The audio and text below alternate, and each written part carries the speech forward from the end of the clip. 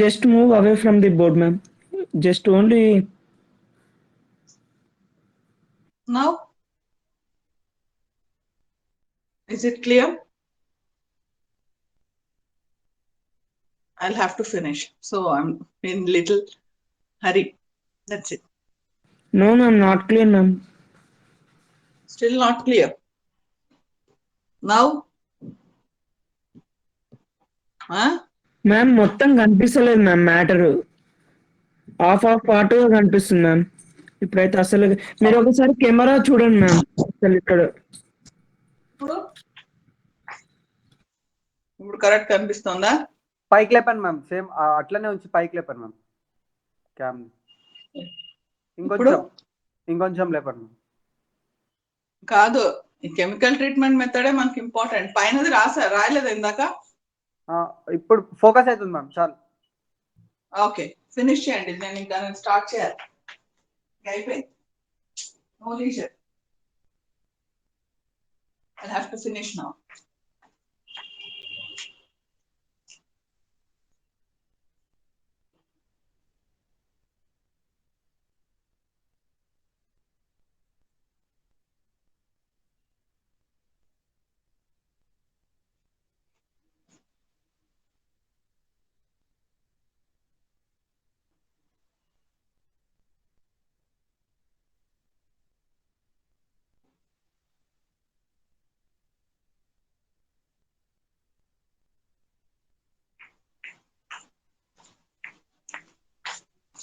Done? Okay, now I shall start.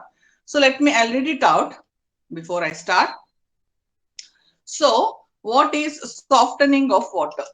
Now I've understood that problems like hardness, alkalinity are caused due to dissolved salts that are present in water. Okay, so my idea is to remove the hardness of water, okay, or dissolved salts present in water. That is done by two methods, internal and external treatment methods. But the idea is it is called softening of water. Hardness removing salts in తీసేసే process ni softening of water అని చెప్పి అంటారు. Okay, now hope you remember there are two types of hardness. One is temporary, the other one is permanent hardness. Temporary hardness is also called as carbonate hardness, and it can be removed by boiling of water. Generally, salts like calcium bicarbonate and magnesium bicarbonate contribute to this type of hardness. Okay, and this is a very important equation which tells about the removal of calcium bicarbonate and magnesium bicarbonate. I gave it here. Many give it in the beginning itself. Okay, so calcium bicarbonate, CaHCO3 taken twice, on heating will form calcium carbonate, carbon dioxide, and water. Whereas magnesium bicarbonate on heating will form magnesium hydroxide and carbon dioxide. And this calcium bicarbonate and magnesium bicarbonate are the sludge. Okay, the white powdered precipitates that are found at the bottom on boiling water, even at our homes. When you take not the RO purified water, when you just take bore water or tap water, boil rigorously to half the volume, then the sludge that appears is nothing but the calcium carbonate and magnesium hydroxide. As I've told you, these two salts are insoluble in cold water but enter into the water when the water is hot and under pressure. Okay, so this is about the temporary hardness removal. Hope you have taken the equations. The next one is removal of permanent hardness causing salts. And I've told you what is permanent hardness. The hardness that is imparted by all other salts except the carbonates and bicarbonates is permanent hardness. So it is also non-carbonate hardness. And it is removed by chemical treatment methods. One of the famous Viva question is, can permanent hardness be removed? Most of the students get confused and they say, no, permanent hardness can't be removed. It's a wrong answer. Permanent hardness can be removed, but not by physical treatment methods like boiling or filtration, but it could be with chemical treatment. That's the answer. So chemical treatment methods will remove permanent hardness causing salts.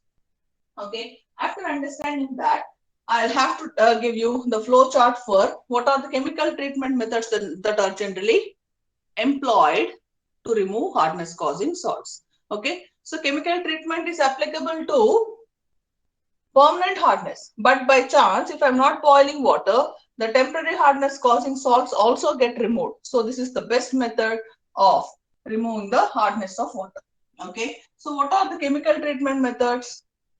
Okay, first one, they are broadly classified into two categories. That means one of the major application of hardness of softening of water is seen in steam generation.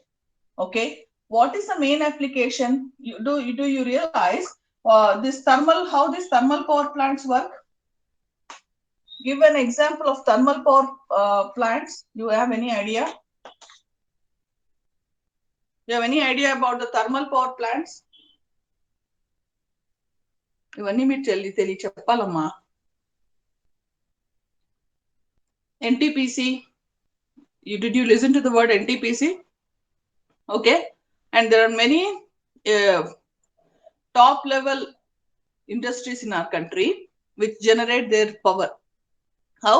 In thermal power plants. Hope you know this already. We have studied in the beginning of the chapter. In one of the major applications of water as industrial material is in power generation. What is the first one? It is the first application is water acting as the material for steam generation in thermal power plants. What they do? They extract coal, they burn the coal with steam, okay, and they burn the coal and they boil water. The steam is generated. The generated steam will turn the turbines. Mechanical energy is converted into electrical energy. Of course, another major application of water is hydroelectricity.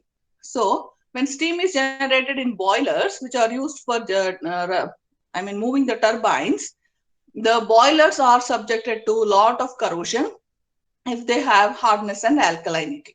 Okay, so the water that is fed into the boiler is called as boiler feed water, and there are 4 categories of boilers. This is not there, so I'm not focusing. Low level, medium level, high pressure, and supercritical pressure boilers are the 4 categories of boilers that are used in the industry. Low steam generation boilers and medium are used in small scale industries, whereas high and supercritical boilers are used in high end engineering applications. That is the importance. Okay, and if the water is hard or alkaline, they quickly cause corrosion of the boilers that are using this water. Okay, now if the hardness is removed before the water is fed into the boiler, it is called as external treatment. If the water is treated after feeding the water into the boiler, then the treatment is called internal treatment. Internal treatment is applicable only when the hardness is very, very less. Okay, less than some 100 ppms like that. Only then I can use internal treatment. Whereas external treatment is the main treatment of water, which is very, very useful for any application. Okay, even in our labs, we have ion exchange purifier. Okay, the first type of application, that is ion exchange process. This is a very important and very commonly used process of removing hardness of water. And then the other one is zeolite perlmuttite process and lime soda process. Okay, what you have in your syllabus is ion exchange process. Okay, then I'll go ahead. Em cheppanu? Chemical treatment methods తో permanent hardness ని remove చేయగలం. Temporary hardness ని boiling తో చేసేయగలం, కానీ chemical treatment తో permanent hardness ని remove చేయగలం. అవి టూ విధాలుగా ఉంటాయి, 2 విధాలుగా చేయగలం. ఒకటి ఇంటర్నల్ ట్రీట్మెంట్, ఒకటి ఎక్స్టర్నల్ ట్రీట్మెంట్. సరే, ఇది ఎందుకు అంటే 2 కింద చెప్పాను అంటే, ఈ సాఫ్టనింగ్ ఆఫ్ వాటర్ ఏదైతే ఉందో దానిని రియాక్టర్ కానీ లేదా బాయిలర్ లోకి నింపే ముందరే నువ్వు హార్డ్నెస్ ని రిమూవ్ చేసేస్తే, సాఫ్టన్ చేస్తే వాటర్ ని, దానిని ఎక్స్టర్నల్ ట్రీట్మెంట్ అంటావు. లేదు, నువ్వు వాటర్ ని ఫీడ్ చేసిన తర్వాత నువ్వు దానికి రియేజెంట్స్ యాడ్ చేసి హార్డ్నెస్ ని రిమూవ్ చేస్తే అది ఇంటర్నల్ ట్రీట్మెంట్ అంటారు. So treatment of water after feeding into the boiler is internal treatment, and softening of water before it is being fed into the boiler, it is The external treatment. The syllabus lo edundi ante external treatment by ion exchange process. Okay, external treatment famous questions ante external treatment methods enti, ఇది famous viva was a question. Ion exchange process, zeolite permatite process and lime soda process. Internal treatment methods ఇవి. సరే, in fact water ఇప్పుడు because it is raining, if the municipal tap water is coming into our houses, you can see the clayey deposits. Alum patika is one, not sweet one which we eat. Alum is potash alum.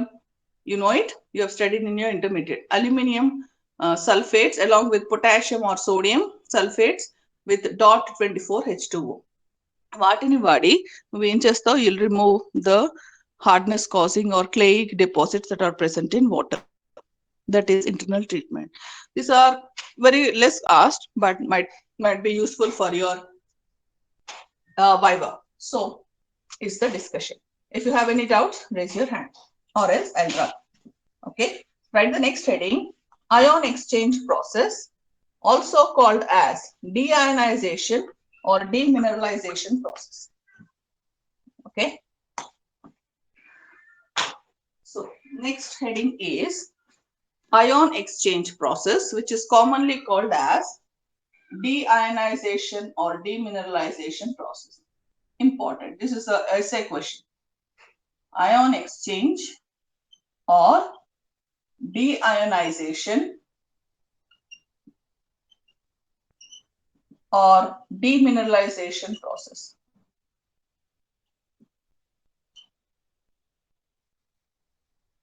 Okay.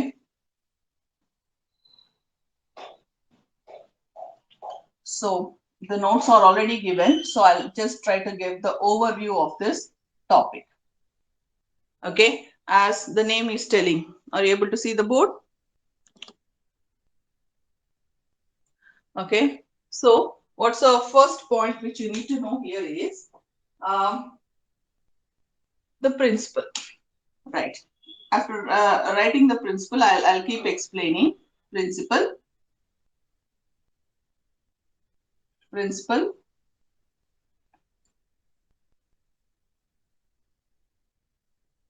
The ion exchange resin beds. The ion exchange resin beds give H plus and OH minus ions, H plus and OH minus ions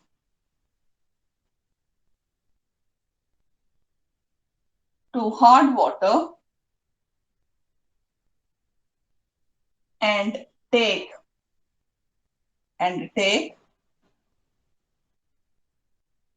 cations, in brackets calcium 2 plus / magnesium 2 plus, cations and anions,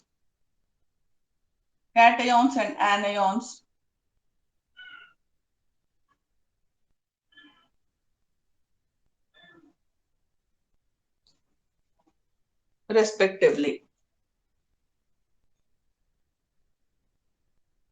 That's the definition. Okay. The ion exchange resin beds give H plus and OH minus ions to hard water and take cations and anions respectively. That's a principle. Well, I'll explain the concept. Okay. Now, what is idea? Is the board clear? Is the principle easy? Okay, just listen to me. Fine. I'll tell you what now. See, the process is very, very simple. What are the cations that are present in water? Calcium and magnesium. What are the anions? It could be chlorines, sulfates, fluorides, nitrates, even bicarbonates and carbonates. Okay. So, in this ion exchange process, okay, I'll use ion exchange beds. Okay. So what are these ion exchange beds? They are polymeric materials, okay, which are copolymers of benzene and divinyl styrene. Okay. They are copolymers of benzene and divinyl styrene. Okay. And these polymeric beds are taken in separate chambers. I'm drawing the diagram, okay, and I will explain. The diagram is crude, but it is useful for us to understand. So, what I'm saying, the hard water which contains calcium and magnesium ions is poured or taken into a chamber. The first chamber into which the hard water is fed is a cationic chamber. Okay. In this cationic chamber, I have polymeric beds which will take H plus, which will take the calcium and magnesium ions and give H plus ions to the hard water. So this is the inlet for water. Okay. And the first chamber in which the hard water is poured is the cationic chamber. Okay.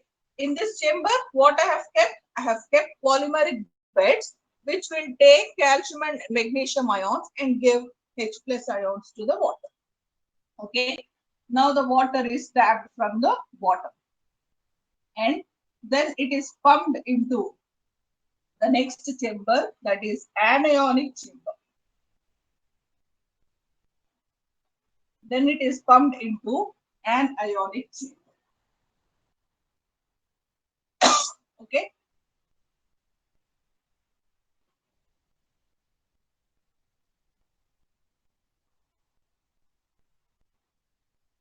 Okay. The second chamber is an ionic chamber. Okay. In this chamber, the anions like Cl, F minus, NO2, SO4, carbonate, bicarbonate are taken by the polymeric beds and they are replaced by OH minus ions. That means the polymeric beds will take these ions and give OH minus ions. Here H plus ions are given, here OH minus ions are given. That is an ionic chamber. From that chamber, after these two chambers, the water is pumped into a degasification chamber. In degasification chamber, all the gases that are present dissolved in water are taken. So degasification chamber. Okay. After that, I'll have the hard water coming out having hardness, pure water coming out having hardness less than 2 ppm. I'll have pure water with hardness less than 2 ppm. And that is the process. Okay. So what I'm using in this particular type of separation, I'm using polymeric beds. Okay. So what polymeric beds will do? They will take the cations and anions from the water and give H plus and OH minus ions respectively. Okay. What are the two major cations that contribute to hardness of water? Calcium and magnesium ions. So those calcium and magnesium ions are taken by the polymeric beds present in the cationic chamber. Okay. After that, the water is pumped from the cationic chamber into the anionic chamber. In anionic chamber, those polymeric beds will take the anions like Cl minus, F minus, carbonates, bicarbonates, sulfates, and in turn give OH minus ions. Okay. The water that is coming out of the anionic chamber is very, very pure water. Almost completely demineralization takes place. Whatever cations or anions that are present in water are retained on the polymeric beds by passing through these two chambers, and the water we are getting is very pure. Now the pure water absorbs gases from the air and itself might also contain gases, dissolved gases. Hope you know water contains dissolved gases. So those dissolved gases are also removed by passing that through degasification chamber. And finally, the water I'm getting is very pure, having hardness less than 2 ppm. This is used for high and supercritical boilers. That is the importance of this ion exchange process. Okay, ఏం చెప్పాను principal ఏమవుతుంది అంటే ion exchange process లో ఏం తీసుకుంటానంటే polymeric beds ని తీసుకుంటాం. Polymeric beds లో ని క్యాటియోనిక్ చేంబర్ లో యానియోనిక్ చేంబర్ లో అరేంజ్ చేస్తాం. ఓకే, ఈ క్యాటయోనిక్ చేంబర్ లో అరేంజ్ చేసిన పాలిమరిక్ బెడ్స్ ఎలా ఉంటాయంటే వాటర్ లో ఉన్న positive ions, any cations, particularly calcium and magnesium ions తీసుకుని H+ అయాన్స్ ఇచ్చేస్తాయి. సరే, అలా ఇచ్చేసిన తర్వాత మళ్ళా ఆ వాటర్ ని క్యాటయానిక్ చేంబర్ లోంచి యానియానిక్ చేంబర్ లోకి పంప్ చేస్తాం. పైనుంచి పంప్ చేసి ఏం చేస్తాను, ఆ చేంబర్ లో ఆ పాలిమరిక్ బెడ్స్ ఎలా ఉంటాయంటే ఇప్పుడు ఏమీ క్యాటయాన్స్ లేవు, ఓన్లీ యానియాన్స్ ఉన్నాయి ఆ వాటర్ లో. సో యానియాన్స్ ఏవైతే ఉన్నాయో వాటన్నిటిని అవి రీటైన్ చేసుకుని OH- అయాన్స్ ని ఇచ్చేస్తుంది. ఓకే, సో ఇక్కడేమో H+ అయాన్స్ ఇచ్చేసింది, అక్కడ OH- అయాన్స్ ఇచ్చేసింది. దాంట్లో ఉన్న ఎనీ క్యాటయాన్ ఆర్ యానియాన్ ని మొత్తం ఆ పాలిమరిక్ బెడ్స్ రీటైన్ చేసేస్తున్నాయి. సరే, చేసుకున్న తర్వాత యానియానిక్ చేంబర్ నుంచి వచ్చేసే వాటర్ చాలా చాలా ప్యూర్ వాటర్. దాని నుంచి నేను గ్యాసెస్ ని కూడా తీయటానికి డీగ్యాసిఫికేషన్ చేంబర్ లోకి పాస్ చేస్తాను. అక్కడ ఏమవుతుంది, గ్యాసెస్ ని రిమూవ్ చేసేస్తాను. రిమూవ్ చేసిన తర్వాత వచ్చే ప్యూర్ వాటర్ ఏం water, demineralised or deionised water. Perfectly pure water, hardness less than 2 ppm ఉంటుంది. High and super critical boilers కి ఈ వాటర్ ని వాడతారు. Very, very efficient purification will take place. I hope you understood. Okay, and I am rubbing this. Okay, so I want to tell everything as a flow chart. Not much notes I am giving here because already the notes are there with you. But I want to give the flow chart for what all that's being discussed, and I am giving you the what I should say chemical reactions that are involved. So principle is exchange of ions. So what's the next point? Polymeric beds. Polymeric beds are used. Now these polymeric beds are porous. If not, water will not seep through it. So the polymeric beds are porous. They are insoluble in water.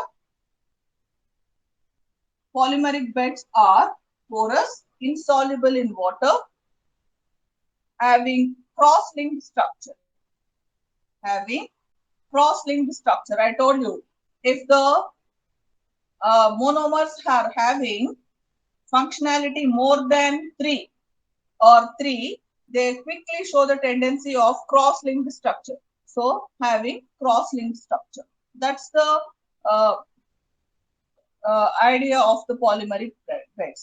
So polymeric beds are porous, insoluble in water, having cross-linked structure. Okay, so how many types of polymeric beds I am using? One type of polymeric bed I am using in cationic chamber, and another type of polymeric bed I am using in the anionic chamber. And these polymeric beds are copolymers. These are copolymers of, what are copolymers? Polymers that are formed from more than one monomer are called as copolymers. So what are the two monomers that are used? Copolymers of styrene and divinyl benzene. Styrene and divinyl benzene are the two monomers which are involved in the polymerization to give those polymeric beds. Mostly synthetic polymers are only used. So they are copolymers of styrene and divinyl benzene with functional groups. With functional groups. This is the description about the polymeric beds. నేను చెప్తున్నా hard water ని polymeric beds మీద వేసి నేను సాఫ్టన్ చేస్తున్నా. So ఆ polymeric beds use చేసేవి ఎలా ఉంటాయి అంటే అవి పోరస్ ఉంటాయి, వాటర్ లో డిజాల్వ్ అవ్వవు, అవి 3-dimensional క్రాస్ లింక్ స్ట్రక్చర్స్ లాగా ఉంటాయి, అంటే ఒక మ్యాట్ లాగా అవుతుంది. సరే, ఆ పాలిమర్స్ ని ఏం వాడతాను, అది కోపాలిమర్స్ ఆఫ్ స్టైరీన్ డైవినైల్ బెన్జీన్. ఇంకా వాటితో పాటు వాటి మీద ఫంక్షనల్ గ్రూప్స్ ఉంటాయి. That's the description about the polymeric beds. Polymeric beds which are used are of two types. One is cationic polymeric bed and anionic polymeric beds. So they are also called as ion exchange resins. Ion exchange resins. These polymeric beds are also called as ion exchange resins. Okay. So ion exchange resins are of two types. The first one is the cationic, the other one is anionic. So that's the next flow chart. Ion exchange resins. Ion exchange resins are of two types. One is cationic. That is what I've taken in the cationic chamber. The other one is anionic. That I have taken in the anionic chamber. Okay. That's the description. After that, I need to tell you about the cationic exchange resin. Cationic, are you able to write the flow chart along with me? I've already described, but I'm elaborating of my discussion. So in the cationic exchange chamber, I'll put this cationic resin bed, and the anionic resin bed is put in the anionic chamber. Okay. So I want to tell you about the cationic exchange resin. Okay. Cationic resin. Okay. So what are the cations that are dissolved in water?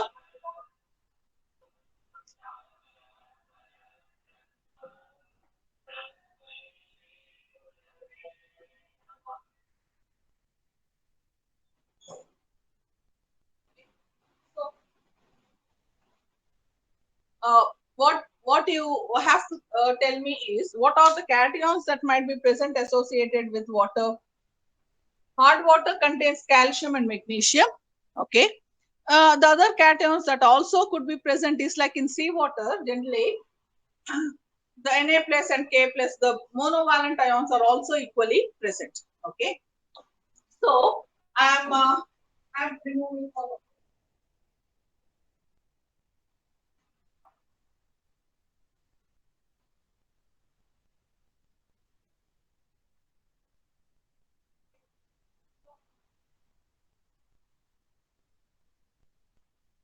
I'm describing about the cationic resins. Cationic resins, okay, they are given by general formula RH plus. They are given by the general formula RH plus. Okay, RH plus. What they do? They exchange H plus ions. Exchange H plus ions with Ca2 plus or Mg2 plus, or it could be Na plus, etc. Okay, they exchange H plus ions with calcium and magnesium and sodium ions. If the water is alkaline, like seawater is there, this is removed. But generally, hardness, calcium and magnesium. So they exchange H plus ions with the calcium and magnesium ions present. So I told you, this polymeric beds contain polymers which are having functional groups. So what are the functional groups present? Functional groups present on the polymeric bed which are able to give the H plus ions. The functional groups that are present generally are, it could be COOH functional group, it can be SO3H functional group, okay, or OH minus functional group, like that, which can give H plus ions to the water, okay, and they in turn take calcium and magnesium ions from water. So the functional groups that are present are generally carboxylic acid, sulfonic acids, and OH minus. Okay, and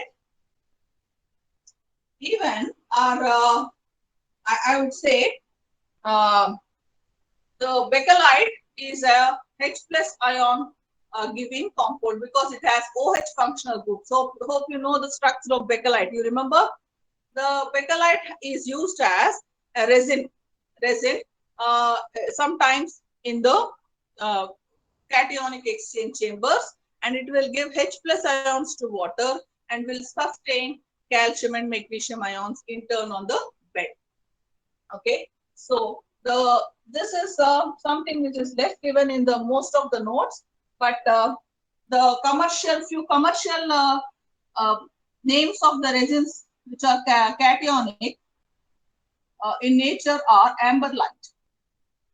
Commercial names may not be there in the notes, but I've taken it. Amberlite IR 120. Amberlite IR 120. This is the commercial name of this cationic resin. Amberlite IR 120. Okay. There is one more name, Dovex 50. Dovex 50 are the names of the cationic polymeric materials which are known commercially. Okay, what they do, they take the H plus ions and they give the H plus ion and take the calcium and magnesium ions. How they are able to give the H plus ions? Because those polymeric beds have the functional groups like carboxylic acid, SO3H and OH minus, which will give H plus ions and in turn take calcium and magnesium ions. Now I'll go with that of the anionic exchange bed. Hope you have written this. Okay, so in the anionic exchange resin, I've already told you what it does. Anionic exchange resin takes the anions from water and gives OH minus ions. So I'm writing that on the board. Is the board clear, please? Are you able to see? So the next heading is anionic exchange resin. Anionic exchange resin. Anionic exchange resin. It's easy if you write like this. If not, it will be more theoretical. So what is the general formula? General formula of the anionic exchange resin is R prime. I have made it little OH. That's the general formula. That's the general formula of anionic exchange resin. Okay. Now, then what it does? Exchanges OH minus ions. Exchanges OH minus ions with anions like Cl minus, F minus, mainly carbonates, bicarbonates, etc. Okay, etc. It retains these ions and will give OH minus ions. Okay, that's the main idea. Is the point? Are the points legible? Okay. Next, functional groups present. Functional groups present. So what could be the functional groups that might be present? Okay, tertiary ions. Tertiary ammonium ions or carbonium ions that are present.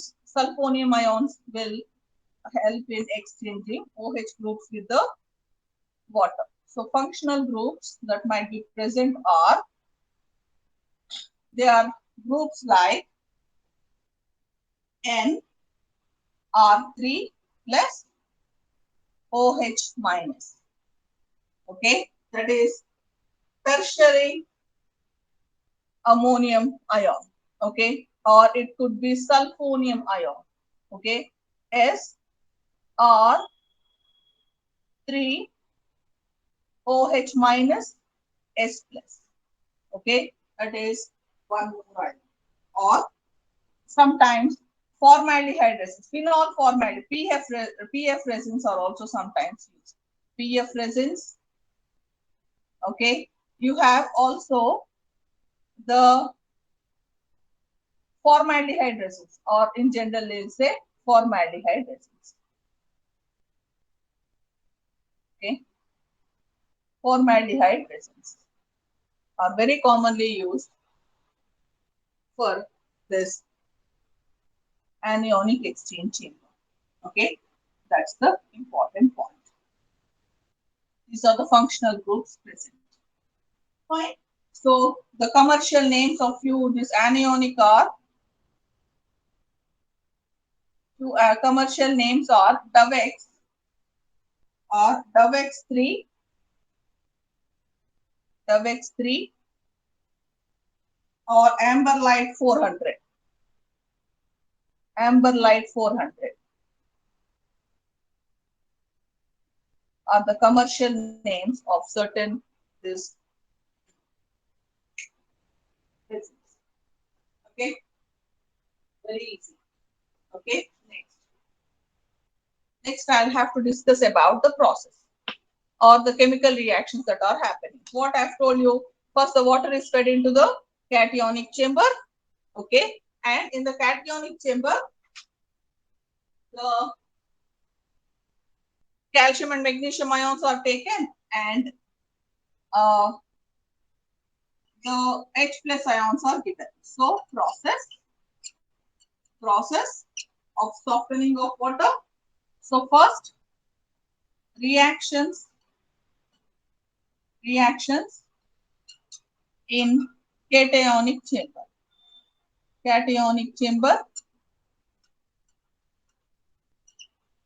Reactions in cationic chamber. So what is the first reaction that will take place? Okay, I'll represent the resin bed with RH plus. Okay, that's a resin bed, and it will take calcium 2 plus. Okay, calcium 2 plus. If I say calcium carbonate, okay, then it will give two molecules, H2CO3, H2CO3, H2CO3 plus R2Ca. R2Ca. Are you able to write this? Now give me one more equation. If it contains, if the salt that is present is calcium chloride, CaCl2, then it will take H plus will take Cl, HCl, two molecules plus R2Ca. R2Ca. Okay, or if I have RH plus and I am having magnesium sulfate, MgSO4.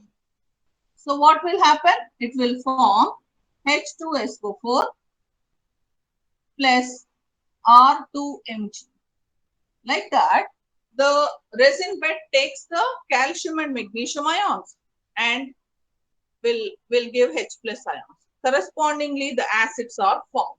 Now, what is the pH of water coming out from cationic chamber? It is acidic in nature. That's in fact one of the slight drawback of this procedure. Okay. Can I write that of bicarbonate? Okay. I'll write that about of bicarbonate. What will happen when bicarbonate comes in? RH plus reacts with magnesium bicarbonate. Okay. So upon reacting with magnesium bicarbonate, it will form H2CO3 plus R2Mg. R2Mg. That's the reaction. So any acid, for example, calcium nitrate, then nitric acid is formed. Carbonates and bicarbonates give carbonic acid. Sulfates give sulfuric acid. Chlorides give HCl. Like that. Okay. and hence the water coming out of the cationic chamber is acidic, mildly acidic in nature. Put as a star mark and write. What you will write? Star mark. Water coming out. Water coming out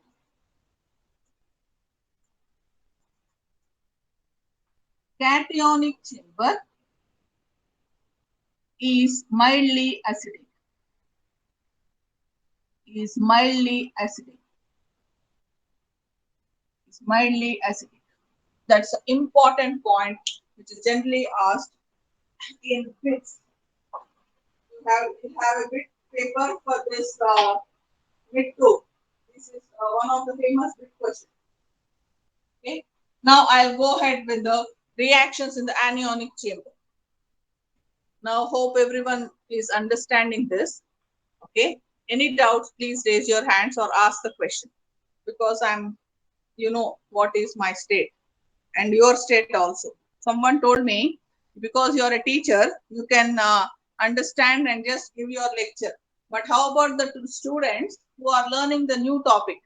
But the topics that I'm discussing are very, very easy topics.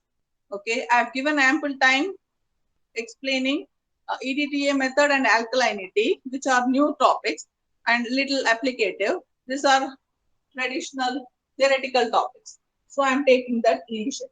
Okay. Next one is reactions in anionic chamber. Okay. Reactions in anionic chamber. What is the general formula? What's the general formula of anionic chamber?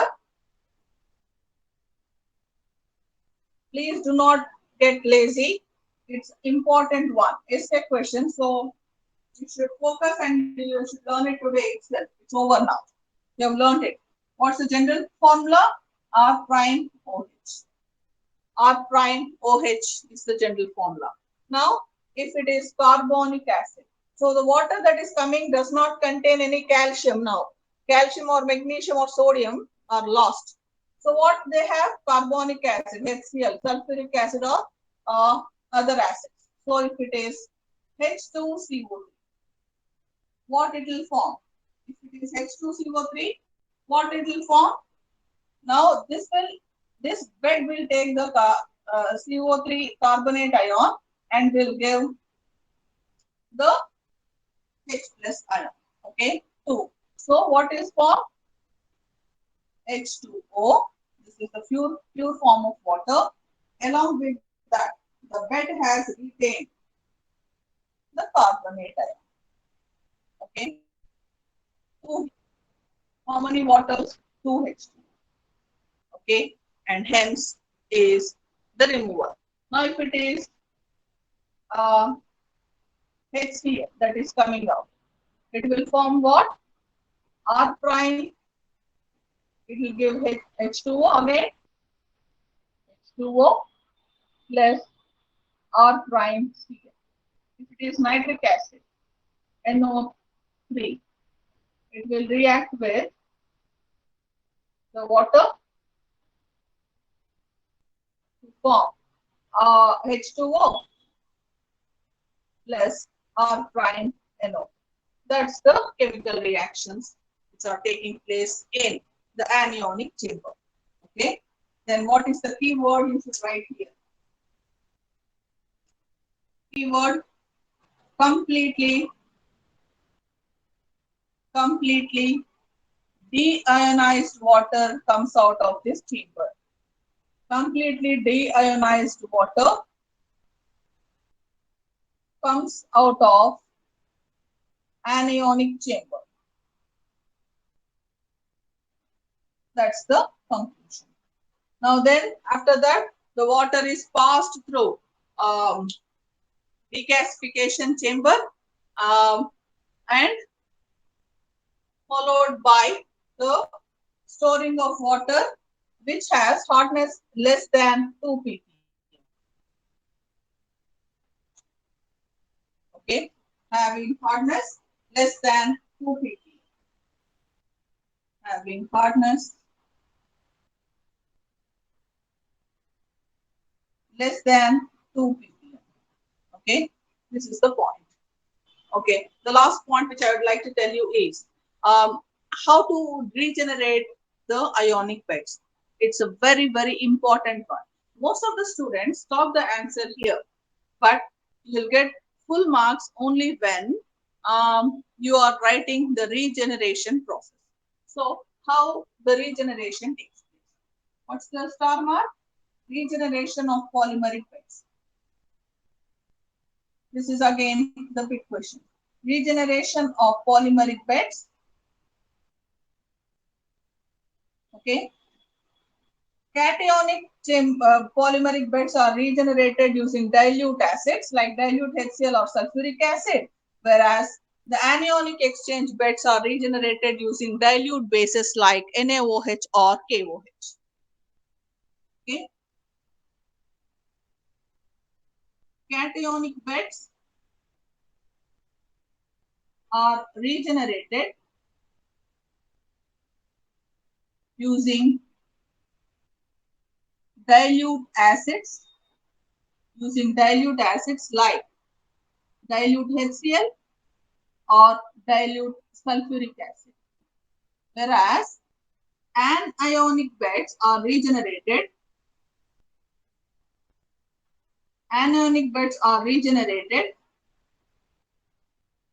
using dilute bases.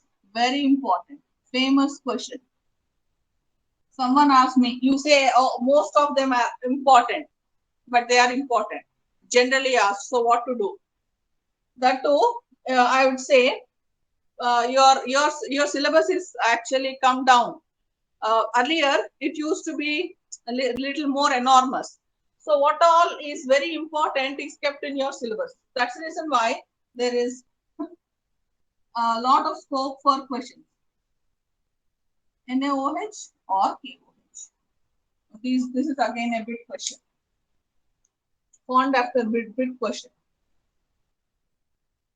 Regenerated using dilute acids, and they are regenerated using dilute bases. Okay, that's the one. And shall I give you the reactions? Okay, reactions.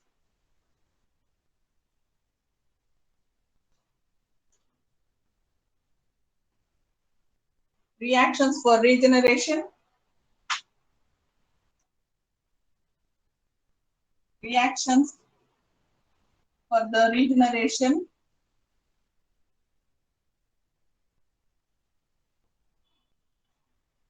of resins. Okay, that's the next dot point. Okay, I'll have the cationic polymeric beds like 2Ca from the first chemical reactions, plus I will use dilute HCl. Okay, I'll have dilute HCl. Okay, which will give, I'll balance the equation, which will remove calcium chloride and give away the H plus to the resin, RH. Okay, this will come as PPT. It's taken as a concentrated solution from the water. Okay, the next one is magnesium or Mg. For example, if I'm using sulfuric acid, for example, okay, then this will come out as dissolved in as magnesium sulfate, and I'll get the regenerated polymer bed. కొంచెం మీది కానండి ma'am can RHS. Okay, that's the reaction. This is for cationic resins. Okay, so these are the reactions for cationic resins. The equation for anionic resins. Okay, what are the equations? Anionic resins are represented as R prime because it has taken Cl or carbonate like that. R prime Cl.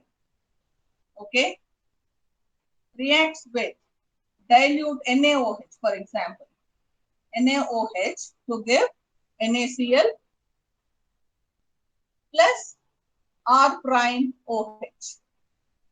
Okay, or if for example sulfate is there, then it will react with, for example, KOH.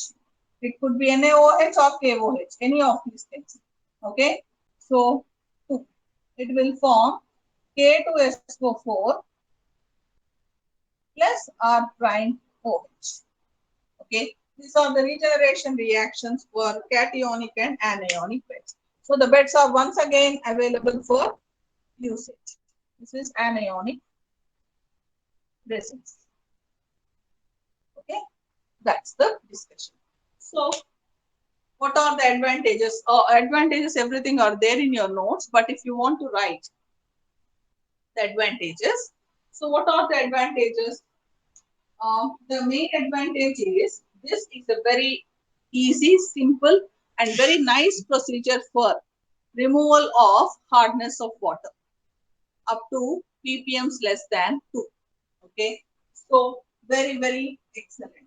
Perfect deionization of water takes place. That's a very important thing. Okay. What is the next advantage is this process can remove both acidic and alkaline waters. That means if the water is acidic or mildly alkaline also, this process can be applied and pure perfect water can be obtained. Okay. The water thus obtained can be used for high and supercritical boilers. So these are the advantages. What are the limitations? Say, because polymeric beds are a little expensive at one time, and now because synthetic beds are used, it is not that very expensive, but still initial installation costs are reasonably good, and water turbidity should not be more than 10 ppm. If not, what will happen? Those polymeric beds will get clogged, and hence is the discussion. Okay, in Japan, polymeric beds regenerate చేయడం చాలా చాలా easy కాబట్టి ఇది one of the major advantage. Okay, ఎందుకు simple గా dilute acid dilute bases ని తీసుకుని polymeric beds ని రీజనరేట్ చేయగలం. ఓకే, మెయిన్ అడ్వాంటేజ్ ఏంటి? ఈజీ మెథడ్, తొందరగా వాటర్ ప్యూరిఫై అవుతుంది, less than 2 ppm hardness obtain చేసుకోగలను. ఓకే, ఇంకా ఆల్కలైన్ ఉన్నా వాటర్ అసిడిక్ ఉన్నా పర్వాలేదు, చక్కగా అవి ప్యూరిఫై అయిపోతుంది. ఓకే, అది చాలా ఈజీ ఫిల్టరేషన్. తర్వాత ఇంకా అది ఎంత బాగా ప్యూరిఫై చేస్తుంది అంటే అది బాయిలర్స్ లో పర్ఫెక్ట్ గా వాడచ్చు ఇండస్ట్రియల్ అప్లికేషన్స్ లో. కానీ లిమిటేషన్ ఏంటంటే కొంచెం ఇనిషియల్ ఇన్స్టలేషన్ కాస్ట్ కొంచెం ఎక్కువ ఉంటుంది. ఇంకా టర్బిడిటీ అంటే వాటర్ లో క్లేయి డిపాజిట్స్ అవంతా చూడు బురద నీళ్ళలా ఉంటాయి, కొంచెం కొంచెం ఎక్కువ ఉంటే అవి ఏం చేస్తుంది, ఆ బురద అంతా పోరస్ వాటిని క్లాక్ చేస్తుంది, అంటే ఇరికిపోతుంది దాంట్లో. అందుకని అది ఉండకూడదు. That finishes the ion exchange process. This is a famous Viva was saying, no, sorry, essay question. And these are big questions. Okay, so this finishes the first method. I'll have to tell you 2 more methods, in which the first one which I'm saying is reverse osmosis. This is what exactly we are using in our houses. The AquaGuards or Kent RO ante reverse osmosis purified water. Now this reverse osmosis purified water is used for both domestic and industrial applications. That's the importance. Okay, and hence the heading reverse osmosis, hyper or super filtration. Hyper or super filtration. Heading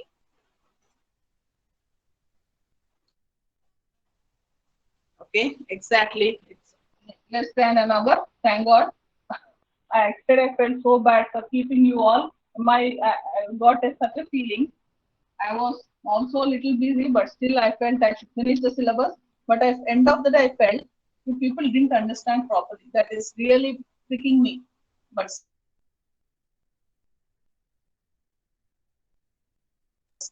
these are it's not important. I don't know. Let's ask. Okay, but it is interesting. Why? They're using in our houses. So I'm talking about reverse osmosis. Reverse osmosis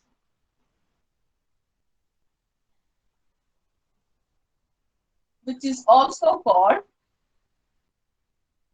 superfiltration, superfiltration or hyperfiltration. These actually, none of you, I'm asking a question.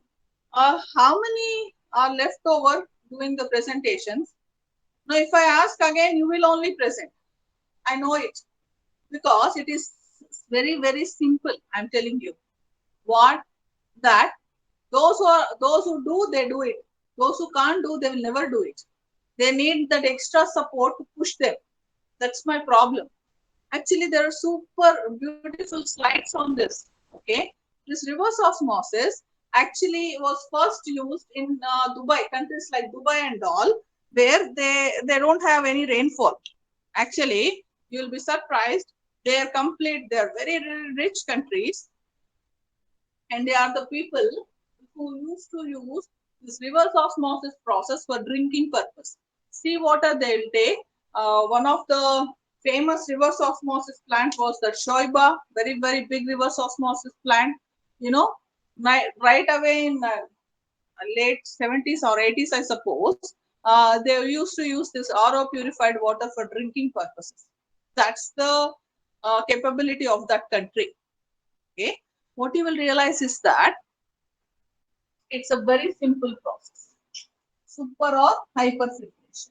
I'll just give the flow chart. I am giving flow chart, but that itself is notes, I suppose. Okay. If I were to explain this procedure, I need to ask you few definitions. What is diffusion? What is diffusion? Spreading Pragya, of ma? What is spreading of diffusion? spreading, ma'am. Spreading, ma'am. ఏంటి గట్టిగా చెప్పు సాయి గట్టిగా చెప్పు నాన్న Diffusion What is is like spreading the spread spreading అంటారా అది అది English word technical term, ma'am. పోనీ చెప్పు spreading of From higher Spreading of gases concentration in to air, ma'am. okay movement of particles or molecules. Exactly. If I have to talk in terms of chemistry, movement of particles from higher concentration to lower concentration till the concentration equalizes is called as diffusion. Okay, good old small class school middle school definition. Okay, then the diffusion of molecules through a semi-permeable membrane is called movement of molecules, particularly solvent molecules, through a semi-permeable membrane. Diffusion through a semi-permeable membrane is called Osmosis. good, very good. Is he right? Correct. What I'll say? What is osmosis? Diffusion of solvent molecules through a semi-permeable membrane is nothing but osmosis. What is the difference between diffusion, normal diffusion, and osmosis? During the osmosis process, it is actually selective in nature. The semi-permeable membrane, which gets incorporated, will allow only few molecules to pass through it. It will not allow all the molecules to freely flow within and out of that membrane. Okay, best example is our body. Correct. For example, if you take our skin, which is nothing but a semi-permeable membrane, it will not allow blood to come out, but it will surely allow sweat to come out. Correct. That means Semi-permeable membranes are incorporated in such a way that they show selectivity in the diffusion of the molecules. Particularly if you're talking about liquids, okay? Liquids, when two liquids are having different concentrations, are separated by a semi-permeable membrane, what will happen? Solvent from lower concentration solution will move into a solution of higher concentration. So you understand the order. If two liquids of two different concentrations are separated by a semi-permeable membrane, then the flow of solvent will take place from lower concentration solution to a higher concentration solution. Okay. You might be actually hearing one word, or you might have already studied. Okay. Hypotonic, hypertonic, and isotonic solutions. What is hypotonic? Solution having less concentration. Hypertonic is solution having more concentration.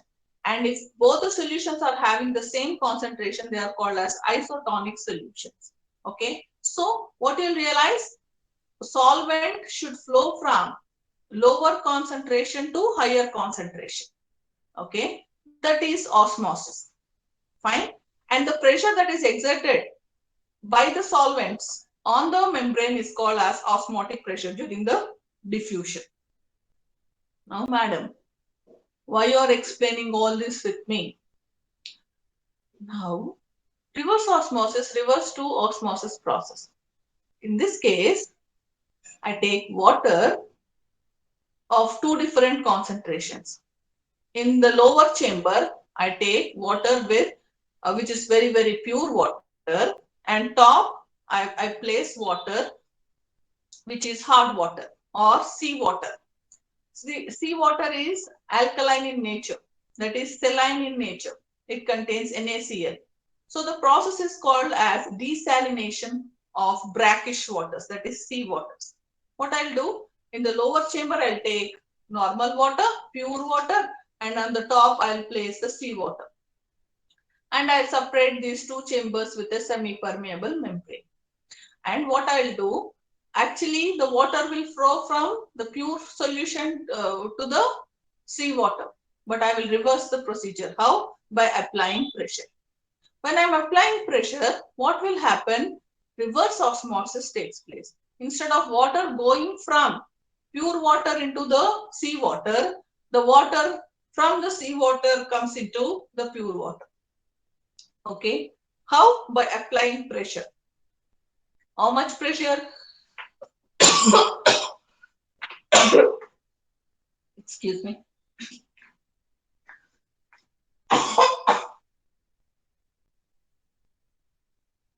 Sorry. Approximately 15 to 40 kgs per centimeter square. That's it. Water quickly starts flowing from seawater into the pure water, and I'll get a super filtered or hyper filtered water used for mainly drinking purpose and also for industrial applications. This is nothing but reverse osmosis. Okay. In Japan, a reverse osmosis, RO purified water, ఏదైతే ఉందో RO అంటే reverse osmosis purified water. సరే, ఆ reverse osmosis purified water తెలుసుకునేటప్పుడు ఏం definitions తెలుసుకోవాలి? మూడు definitions. Diffusion అంటే movement of molecules from hire concentration to lower concentration. ఇదే థంబ్ రూల్. ఎప్పుడు మాలిక్యూల్స్ ఏమవుతాయి? హై కాన్సన్ట్రేషన్ దగ్గర నుంచి లో కాన్సన్ట్రేషన్ కి వెళ్తాయి. సరే, ఎప్పటిదాకా కాన్సన్ట్రేషన్ సేమ్ అయ్యేదాకా. సరే, ఇప్పుడు ఈ డిఫ్యూషన్ ని ఒక సెమీ పర్మియబుల్ మెంబ్రెయిన్ ద్వారా చేస్తే, ఓకే, దానిని ఆస్మోసిస్ అంటాం. ఆస్మోసిస్ లో ఏమవుతుంది? జనరల్ గా లిక్విడ్స్ ని సపరేట్ చేస్తాం. సో లిక్విడ్ ని సపరేట్ చేసినప్పుడు ఏమవుతుంది? ఒక రెండు లిక్విడ్స్ డిఫరెంట్ కాన్సన్ట్రేషన్స్ వేవ్ ఉంటే సాల్వెంట్ ఆర్ వాటర్ ఏమవుతుంది? లోవర్ కాన్సన్ట్రేషన్ దగ్గర నుంచి హయ్యర్ కాన్సన్ట్రేషన్ కి మూవ్ అవుతుంది through that semi permeable membrane. Okay, అది జనరల్ మెథడ్. కానీ ఈ రివర్స్ ఆస్మోసిస్ లో ఏమవుతుంది? వాటర్ హయ్యర్ కాన్సన్ట్రేషన్ నుంచి లోవర్ కాన్సన్ట్రేషన్ కి మూవ్ అవుతుంది. ఎప్పుడు అంటే నేను ప్రెషర్ అప్లై చేసినప్పుడు. సరే, అంటే ఏంటి, నేను ఒక చేంబర్ తీసుకున్నాను. ఆ చేంబర్ లో ఏం చేశానంటే ఒక ఒక దానిని మధ్యలోకి కట్ చేశాను. ఎలా కట్ చేశాను? ఒక సెమీ పర్మియబుల్ మెంబ్రెయిన్ తో. సో ఇది సెమీ పర్మియబుల్ మెంబ్రెయిన్. సో అప్పుడు ఏం చేశాను, ఒక దాంట్లో ప్యూర్ వాటర్ తీసుకున్నాను. ఓకే, ఇంకో దాంట్లో సీ వాటర్ తీసుకున్నాం. Sea water obviously not very, మొత్తం డిజాల్వ్డ్ సాల్ట్స్ ఉంటాయి. సరే, ఈ వాటర్ లో జనరల్ గా నేను వదిలేసాను అనుకోండి, ఆస్మోసిస్ అయితే ఏమవుతుంది, ఇక్కడ వాటర్ కాన్సన్ట్రేషన్ ఏమి లేదు, ప్యూర్ వాటర్ కాబట్టి దీనిలోంచి వాటర్ దీనిలో ఫ్లో అవ్వాలి. అలా ఫ్లో అయితే ఇంకే టెక్నిక్ గ్రేట్నెస్ ఏముంది. ఇప్పుడు నేను ప్రెషర్ అప్లై చేస్తాను. ఎంత ప్రెషర్ అప్లై చేస్తానంటే 15 to 40 kgs per centimetre square pressure apply చేస్తాం. చేసినప్పుడు ఏమవుతుంది, వాటర్ హయ్యర్ కాన్సన్ట్రేషన్ నుంచి లోవర్ కాన్సన్ట్రేషన్ కి ఫ్లో అవుతుంది. ఆస్మోసిస్ ప్రొసీజర్ ని రివర్స్ చేశాను కాబట్టి రివర్స్ ఆస్మోసిస్. ఓకే, ఇలా రివర్స్ ఆస్మోసిస్ లో ప్యూరిఫై అయిన వాటర్ పర్ఫెక్ట్, మనం ఇప్పుడు అవే తాగుతున్నాం, ఆరో ప్యూరిఫైడ్ వాటర్. ఓకే, అది super or hyper filtration, mostly domestic purposes కి, కానీ ఇండస్ట్రియల్ అప్లికేషన్స్ కి కూడా పర్ఫెక్ట్ గా వాడచ్చు. ఇది procedure. Okay, now I have finished this. So right, principle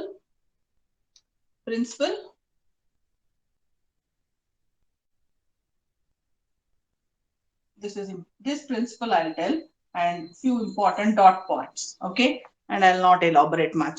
So what's the principle? Solvent is forced, solvent which is nothing but water. Okay, solvent water is forced to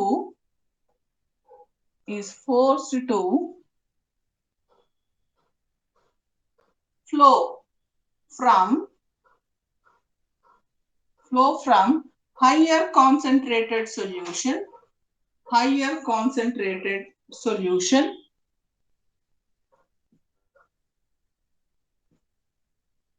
to lower concentration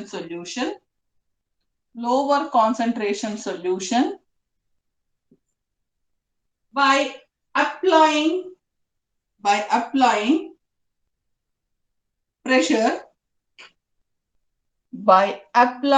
pressure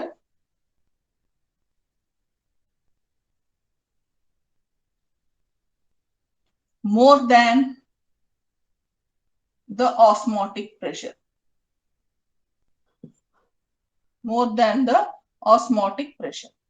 That's it.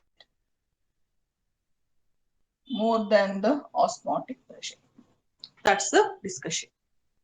Okay, so after saying that, I'll have to say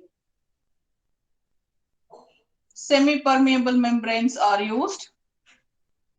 Semi-permeable membranes are used. So these semi-permeable membranes can be natural, which is very less used, semi-synthetic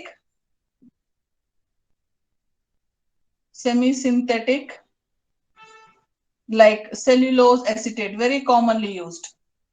Cellulose acetate is very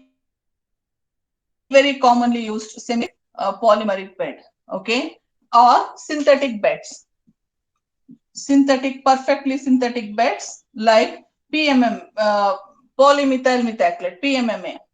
Okay, or I hope you know, this is formed from methyl methacrylate, we have discussed. It is also used for glasses. Okay, and polyamides or commonly used synthetic beds. Okay, so that's a discussion. Now semi-permeable membrane contains two layers.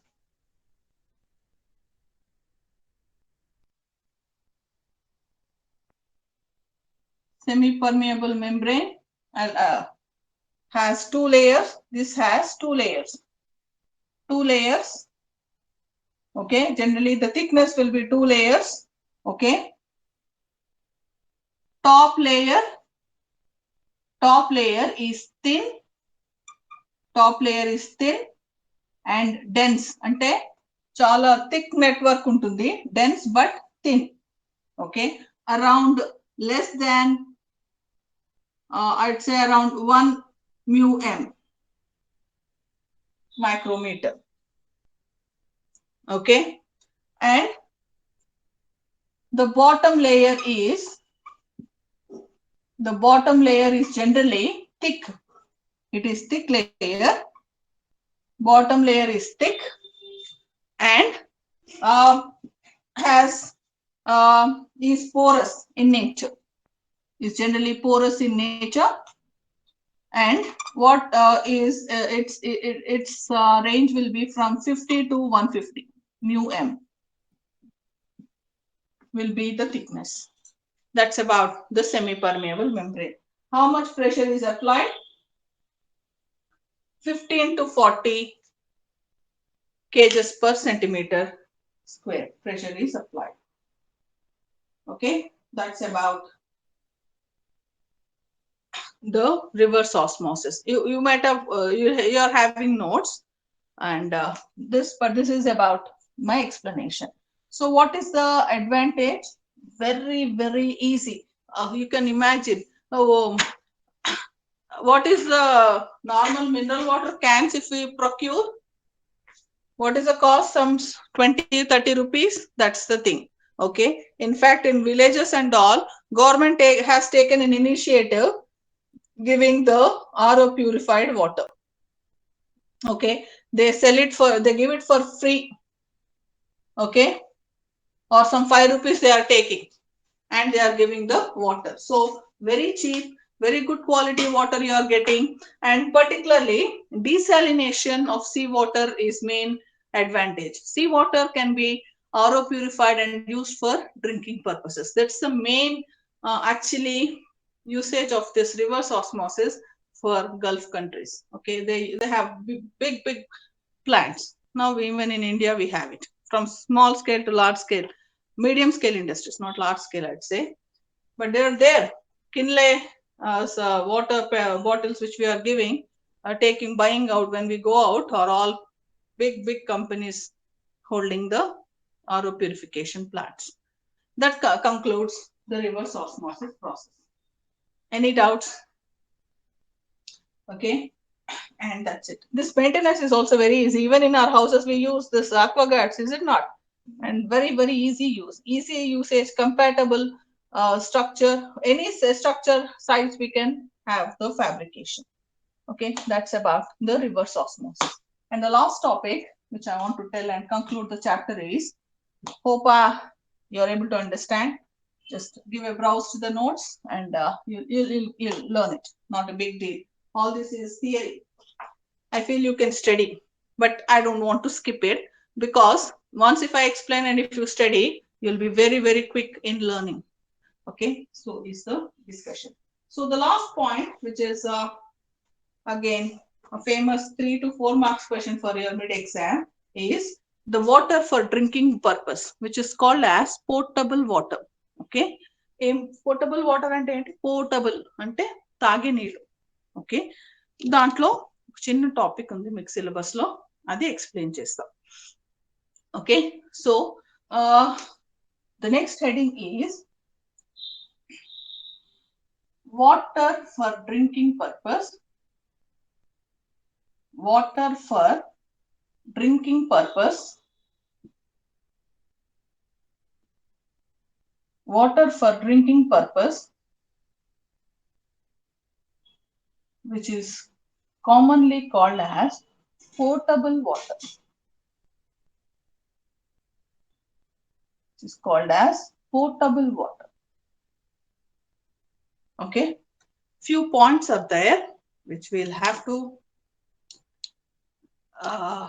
understand and conclude the chapter. Okay, so is the board clear to all of you? Yes or no? What? Today girls are very, very calm. Yesterday they really saved me from a very bad feeling. I was baffled by their, I would say, patience levels. That after almost nearly 2 hours, still if I'm asking a question, they kept up that stamina to answer me back. Felt happy. Okay. So today you're silent, tired, listening to chemistry class? No, shouldn't. Not alone chemistry. Any subject, you should keep that patience. This is what you need to develop. Because you'll be surprised when you go to the next SEM, particularly your core engineering topics, it seems one derivation probably needs 2 periods. They'd ask me, please, will you adjust the class to me? And I said, say, why 2 hours? Let's say if I start the derivation in the first hour, it'll conclude only in the last hour. Okay, that's patience. You already have it because you are churned in the Sri Chaitanya and Narayana. Probably you had online sessions, but the churning is not a small thing at all. You are an engineering material as such, and they will teach you how to sit with a lot of patience for hours together. That's something you have already acquired. Keep it, very important in life. I'll get back. So, what is your answer? The purification of water used for industrial applications and drinking applications is same or different? Are you listening to me? Any question is the specifications for water used for industries and used for drinking purposes, is it same or different? No, ma'am. Why? What should be the special feature in drinking water? Drinking water should contain some minerals, ma'am. But if we use for industrial purposes, some of the substances present in that may react with industrial material. Correct. Good. That is one thing. What else? What else is your thinking? What else?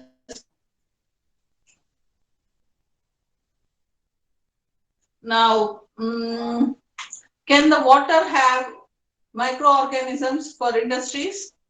Yes, doesn't make any difference.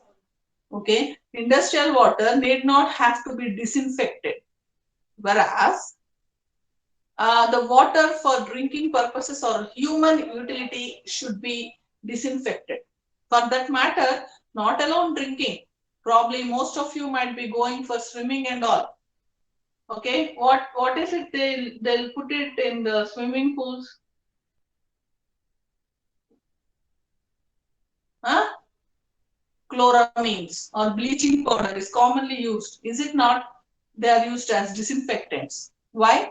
Leave about drinking, even for when it comes to human utility, when many people swim in the same pool, many suffer skin allergies. Common thing, particularly young kids when you're learning swimming and all, a lot of people get that skin problems. So what they'll say, once take a shower, then jump into this pool. Then again after the shower, again take a coming out of the pool, they'll ask you to take a shower again to avoid skin allergies, minimize. Okay, so bacterial or pathogens that are present in water are very, very disturbing when it comes to human utility. So there are certain specifications which are given by WHO, World Health Organization, about the water for drinking purposes or human utility. Okay, which is called as the potable water. Okay, so what are the few specifications? I shall write this. This is a famous 2 marks question. Very less times asked, but they have asked. Okay, so I'll write What are the WHO specifications? They are there in the notes, but the dot points. The WHO specifications for potable water. Okay. First point is that, very important is that the water should be clear. Okay. It should not contain any floating materials like that. Okay. It should be clear water. Okay. It should not have good clay deposits. No. Mud deposits it should not contain. It should be colorless and odorless. So, WHO specifications for potable water. Potable water. So, what are the first dot points? The first dot point is that, okay, it should be clear, it should be colorless and odorless. Okay, odorless. Okay, what's the second specification? Should not contain pathogens. Should not contain pathogens like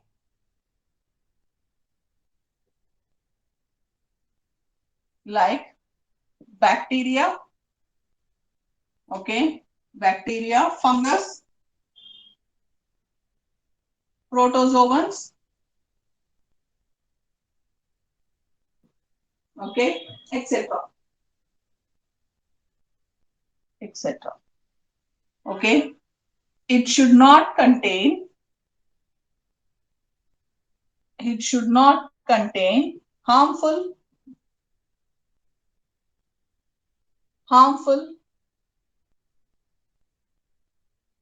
dissolved gases or salts. Dissolved gases or salts.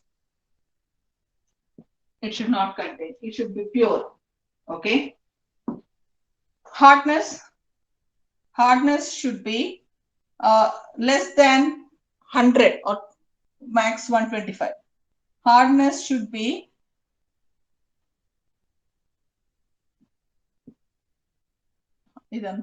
hardness should be less than 100 to 125 ppm. It should not exceed beyond that. Okay. The pH always preferred best pH should be neutral, but mildly it could be alkaline. It should not be in the acidic range. Why? It affects the mucous membranes of the stomach. That's a huge hick. Turbidity should be very less. Okay, less than 20 to 25 ppm. Turbidity should be less than 20 to 25 ppm. Okay, next, the other dissolved salts should be in the soft water range. Okay, less than ppm should be the total dissolved salts that might be present in water. Okay, so how about the halide ions? Now, why we drink green tea? You know why? Kids, I'm asking you a question. Please tell me. I want to finish in another max 15 to 20 minutes, not more than that. Please tell me why we drink green tea. One of the major thing is it is a good supplier of fluoride ions. And you'll ask me, you'll say fluoride ion problem, fluorosis problem in Nalgonda, and you are saying green tea provides fluoride. Kids, I'm telling you. What's the thing? Too much excess of fluoride content is dangerous, very harmful, but minimum fluoride content is required for the teeth, bones and all in our body. Okay, we drink lot of water because ours is a normal, what's a tropical country? Ours is tropical temperate country, our country. So we drink lot of water. But unlike in cold countries of West and all, they don't drink water much. You know what will happen? It will devoid them from lot of minerals. Just now the friend told me that minerals should be present. Completely RO purified water, they are saying is not nowadays useful, and it's dangerous. A lot of people have body pains and weaknesses because of absence of salts the water. It's not that.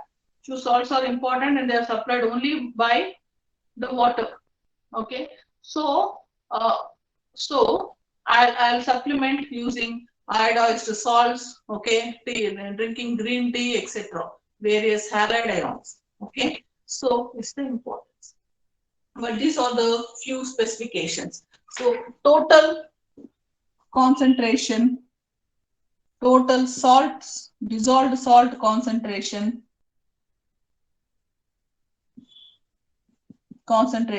should be less than around 300 ppm. This is the general WHO specifications. Twice or thrice they ask these questions, but not much. Okay, so the drinking water which we get from the government is called as municipal water supply, and generally the municipal water supply is done to all the places for pure drinking water. Okay, for that they'll use chlorinated compounds as disinfectants. So the definitions you need to know here is disinfection and sterilization. This you write, please. Disinfection of water. Disinfection of water is nothing but removing harmful bacteria. Removing harmful bacteria.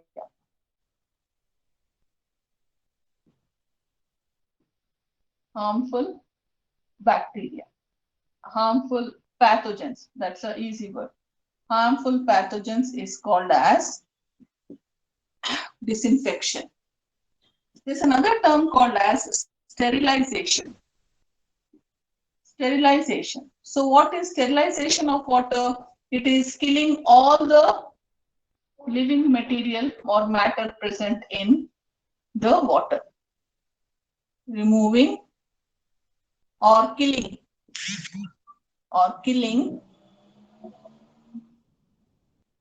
removing or killing all the life that is present in water is nothing but sterilization, right? Sterilization is removing.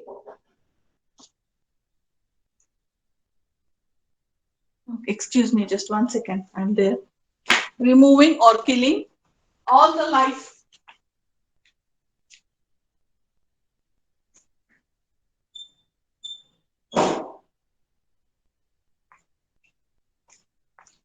I'm sorry. Removing or killing the life, living or organisms or matter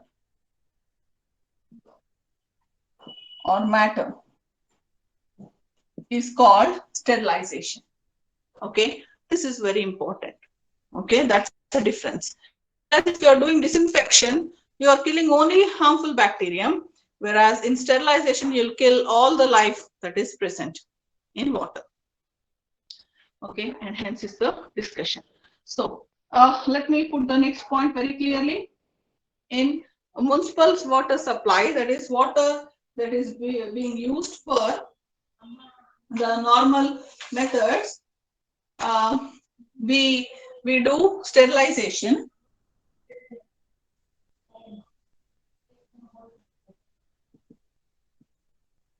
Or disinfection is done in 3 ways. Okay. Okay. Sterilization or disinfection is done in 3 ways. Okay. What is the first way? Is boiling water.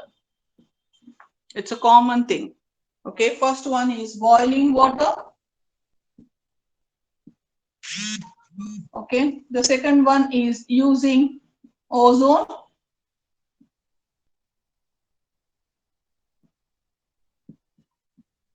Okay, using ozone, and which is called as ozone treatment. And the third most important and what you have in your syllabus is using chlorinated compounds. Using chlorine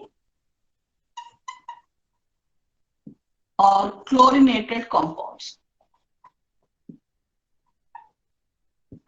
Okay. Okay. Now, next point which I'd like to tell you is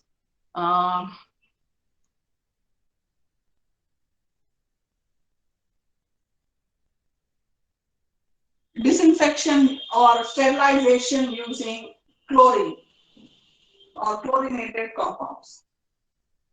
Okay. I'm little fast, but I'm not compromising, kids.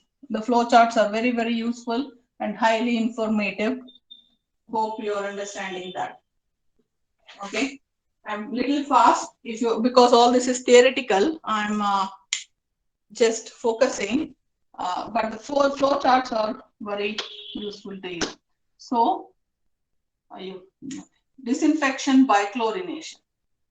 This is gone. Very good. So next point, disinfection by chlorination or chlorine compounds.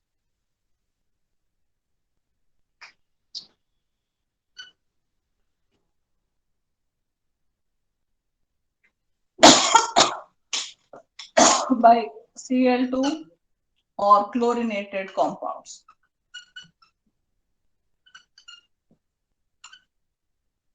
So few very important dot points you need to know is, okay, when you are using this chlorine or chlorinated compounds, HOCl, the hypochlorous acid, acts as the disinfectant compound. HOCl, this is hypochlorous acid. Hypochlorous acid is the disinfectant. It's the important one. So HOCl is the disinfectant. Okay, how this is formed? When water comes in contact with Cl, it could be Cl minus or Cl2. Okay, either of the things. What will happen? It will quickly form HOCl. Okay, so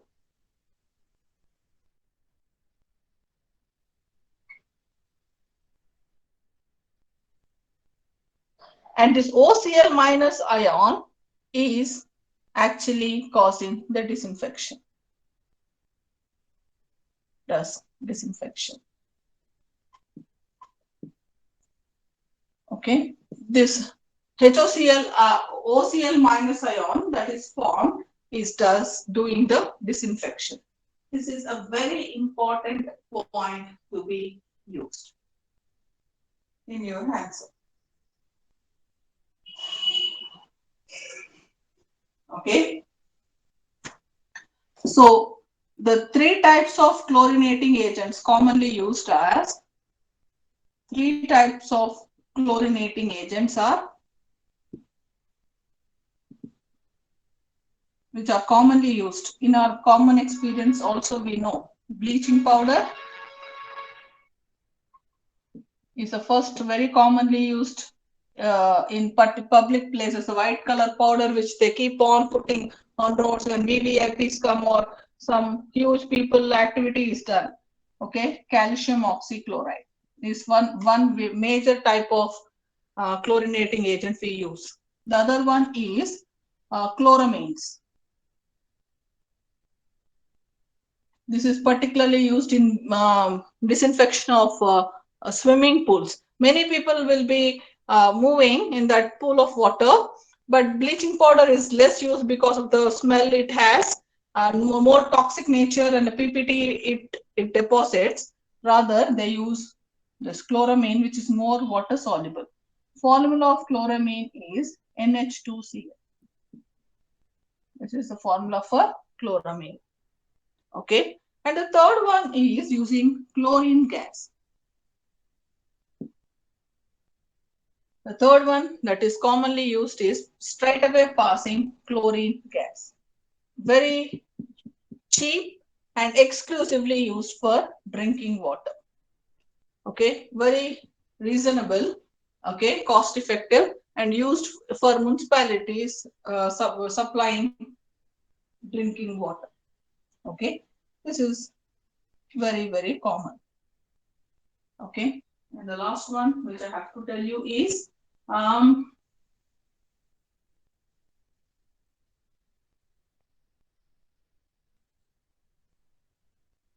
shall I go ahead? Did you take it out in your books? Okay. So what point which I need to tell you all here is that either if I'm using chlorinated compounds or chlorine, okay, what we should always remember is that after disinfection or sterilization, okay, the water should not contain more chlorine present in it. Okay. Why? If more chlorine is present, it leads to bad odor, bitter taste, and it will sometimes affect the digestive system, particularly the mucus layer. Okay. So the allowed amount of chlorine which could be present after the disinfectant should not be more than 0.1 or 0.2 ppm. Beyond that, it is not at all should be used. So this is an important point. So what you should write here? The chlorine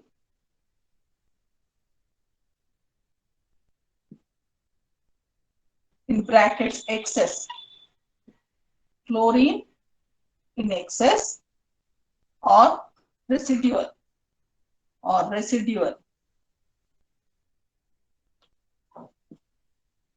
which should be present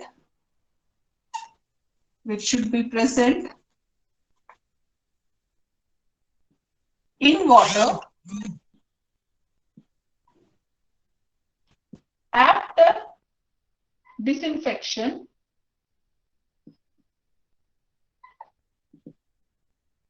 is 0.1 to 0.2 ppm.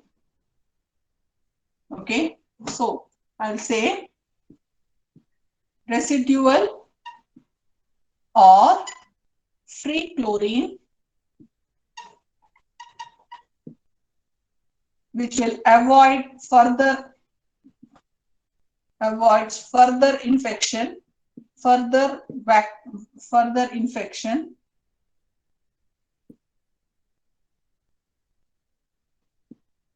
should not be more than 0.1 to 0.2 ppm. Okay, that's the important point. Okay.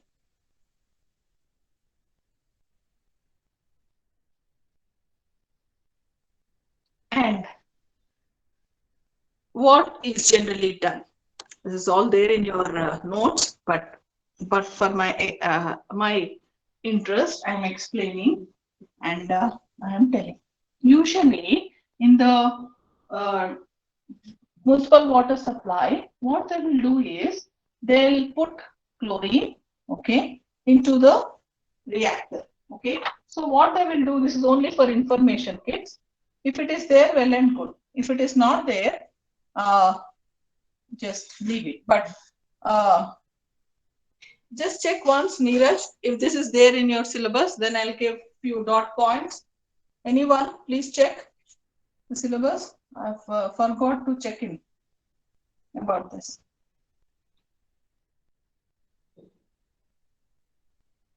Because too many changes. I forgot to identify it. Are you checking?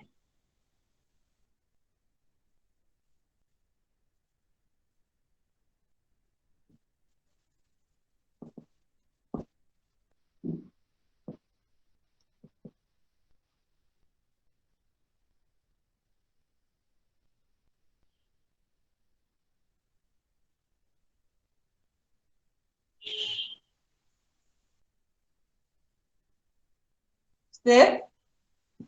Is anyone checking? Don't get tired. It's over now. One graph I want to leave now. That concludes the chapter. Please tell me.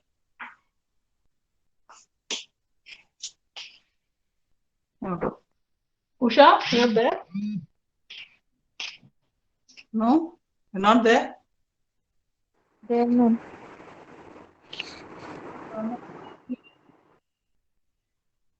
Around March లో చూడాలేమో, April లో చూడాలి.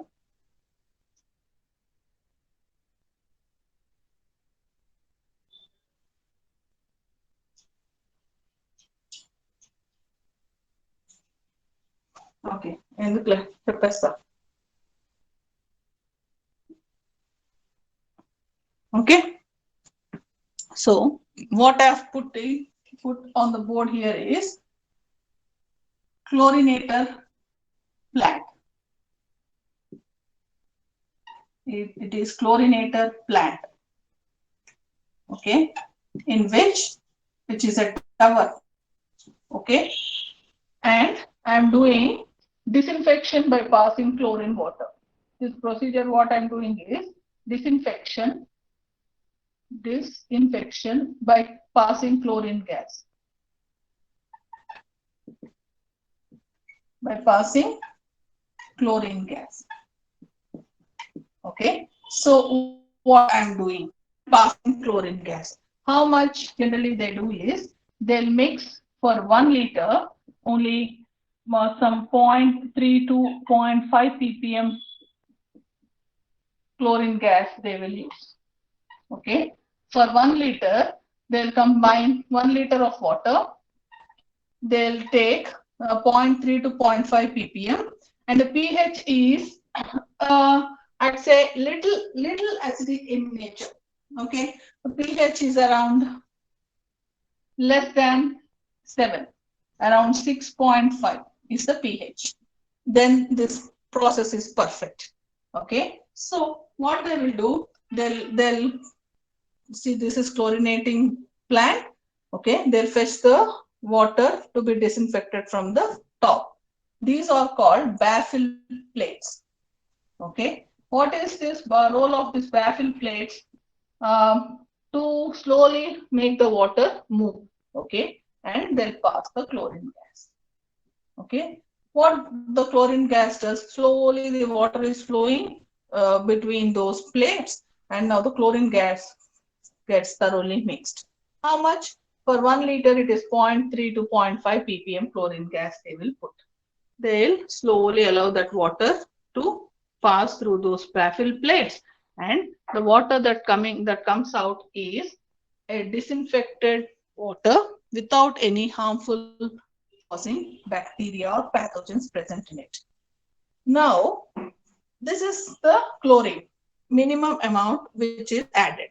Sometimes a lot of excesses might be there.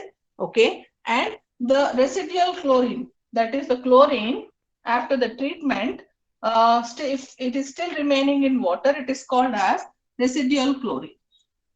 Okay, and it's residual or free chlorine.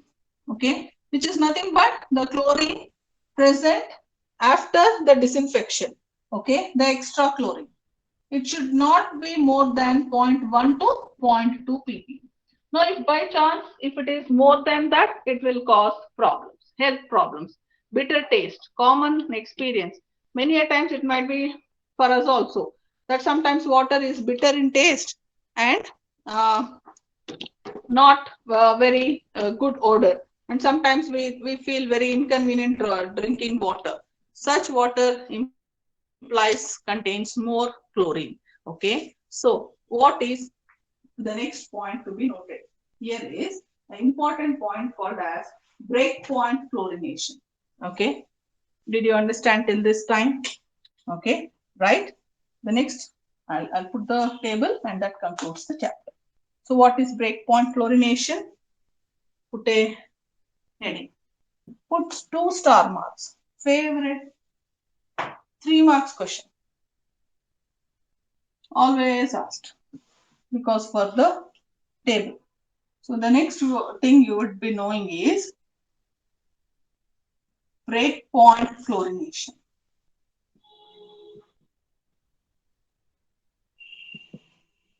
Breakpoint chlorination. Right, the definition. Important. So what is the definition? Okay. It is the minimum amount of chlorine. It is the minimum amount of chlorine. Minimum amount of chlorine required for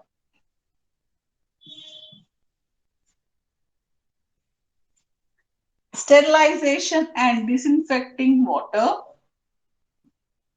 Minimum amount of chlorine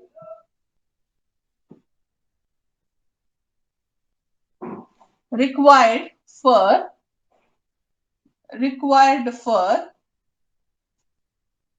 disinfection and sterilization. Disinfection and sterilization. Disinfection and sterilization of pathogens. Sterilization ante killing avi. Okay. Sterilization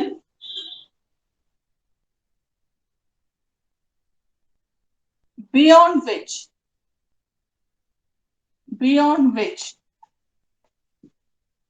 free or residual chlorine appears. Beyond which free or residual chlorine appears in water. Free or residual chlorine appears in water. Okay, that is breakpoint chlorination.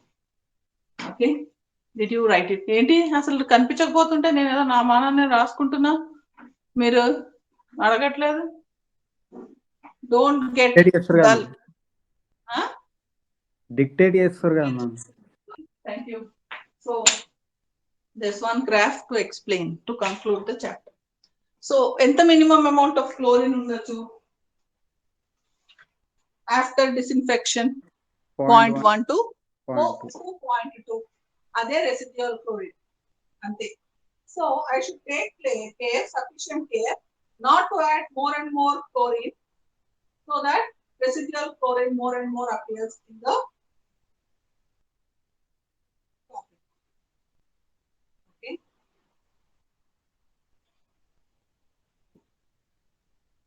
Will you take the definition? Okay. So which is the disinfecting agent? Which is the disinfecting agent when I'm using chlorine as the disinfectant? Which compound is formed which does the sterilization? Come on.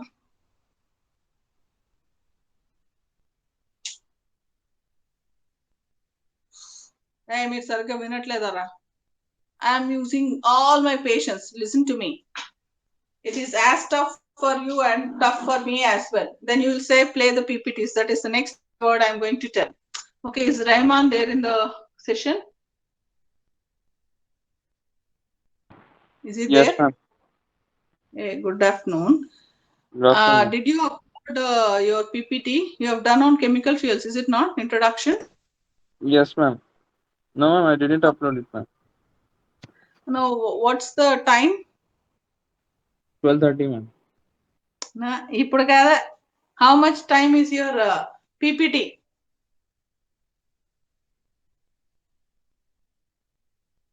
Time means it's 10 slides, ma'am. 10 or 11 slides. 10 to 11 slides, and it was very descriptive. I got it. Now, Rahman, tomorrow again you have a class at 10:30. Okay. Will you show me those 10 slides? Will you present it? Yes, ma'am. I'll just present this. Okay. Fine. Now, kids, from tomorrow onwards, it is all your choice of presentations. I'm requesting. Those I've already presented, I have nothing to tell. I am anyways going to take all your presentations and you'll be happy. I'll be completely playing them again and again. This time probably I'll be requesting you to do it again so that I can record your sessions, okay, as a proof. But tomorrow, first is my classification followed by the session. That will finish the introduction. So this topic, patiently conclude. Okay, this is important. So what I'm telling, what is the chemical compound which does the disinfection when I'm using chlorinated compounds? Girls, are you snoring? HOCl. Did I give? Huh? Indeed? HOCl, ma'am. OCl minus dust disinfection. Is it right, girls? Hello. What is this? Today girls are very dull. Okay, HOCl is the chemical that does the disinfection when chlorinated compounds are used for disinfection. Okay, that's an important one. And I've told you, whatever chlorinated compounds you're using chlorine gas or you're using bleaching powder or chloramines.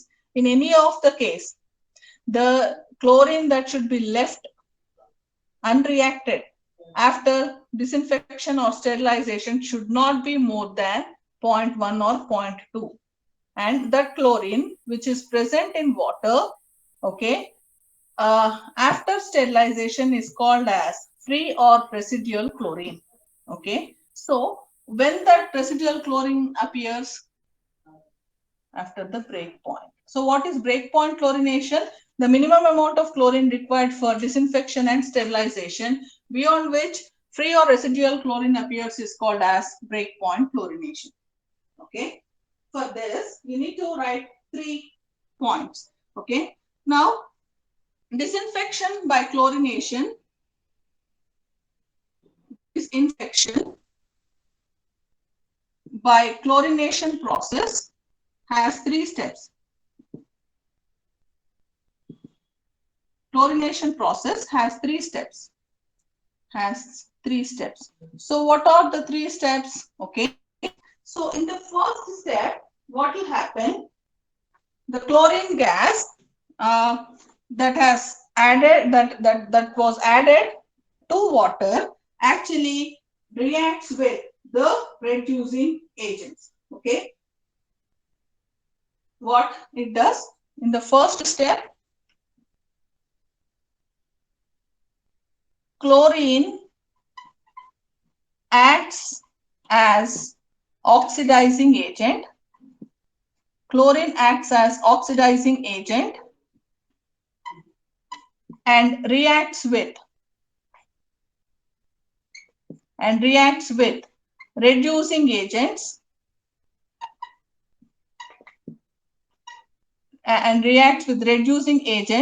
present in water like H2S,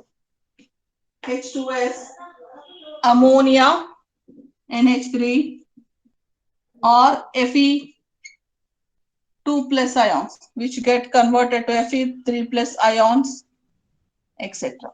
That's the first task the chlorine does as soon as it is added to water. Okay. What is the second step? What will happen? The chlorine that comes out of these chemical compounds as a chlorine gas or bleaching powder, what it does, the chlorine that is coming out actually reacts in the second step with the organic compounds that are present in the water to form chloroorganic compound.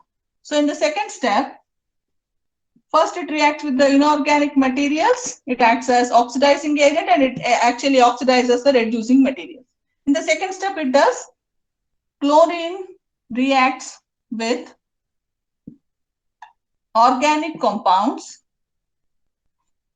Chlorine reacts with organic compounds to form chloroorganic compounds. Chloroorganic compounds. Okay. Generally, chloramines are formed. Ammonia, if it is present, it will quickly form chloramine-based compounds. Okay. Chloroorganic compounds like chloramines, etc.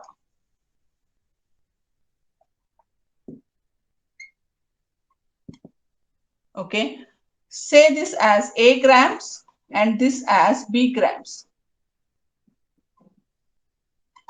Okay, and this is called combined chlorine. This B grams is nothing but combined chlorine. This also does disinfection. It is combined chlorine. B grams is combined chlorine. Okay, and the last step. 36, come on. And what's the last step? Step 3, you write it in your book properly. Step 3 is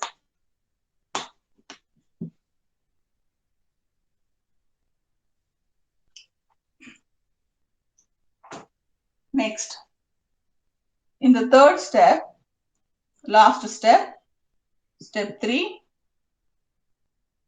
is disinfection or sterilization.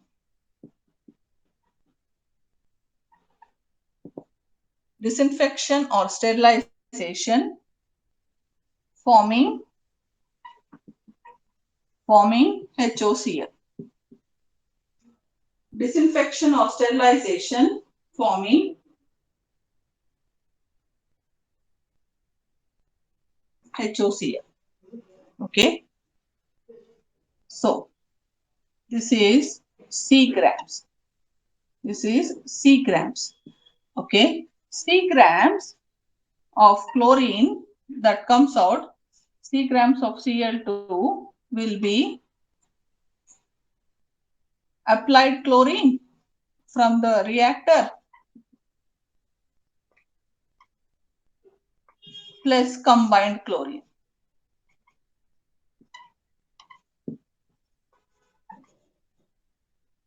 Hope you are understanding this. Okay. And the fourth one is formation of, or appearance is correct, appearance of free chlorine.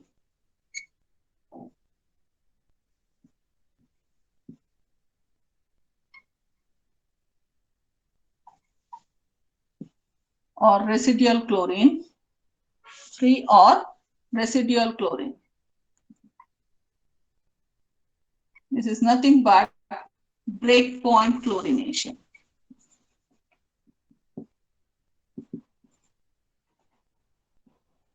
The point when the free chlorine starts appearing is nothing but breakpoint chlorination. That finishes the discussion. Draw one table to show all this. Okay, one table, and that will finish the chapter. Okay, so this graph is important. This graph, whatever I am drawing, is very, very important. Graph. Okay, in this graph you have x-axis and y-axis. Okay, so on x-axis you will take residual chlorine. Ma'am, क्या मेरी काना? So I'm plotting a graph. Okay, in that graph of x-axis and y-axis, x-axis is applied chlorine. Sorry, applied chlorine, and y-axis you have residual chlorine. On x-axis you have applied chlorine, and y-axis you have residual chlorine. Okay, are you able to see the board clearly? Okay, so how to draw this, kids? I'm drawing this. You first watch. Okay, now you draw this x-axis and y-axis. Okay, on x-axis I have applied chlorine. On x-axis I have applied chlorine. And on y-axis I have residual chlorine. Okay, I have residual